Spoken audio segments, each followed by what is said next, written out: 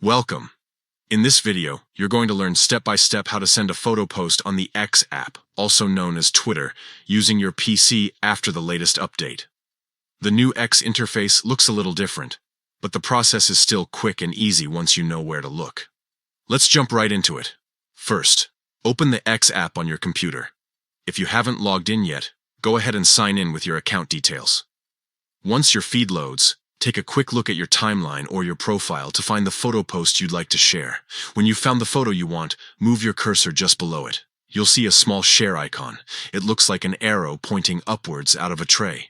Click on that icon to open the sharing options. From the list that appears, select the option that says Share via direct message. This feature lets you send the photo privately to someone in your DMS. Next, a chat window will pop up showing your recent conversations.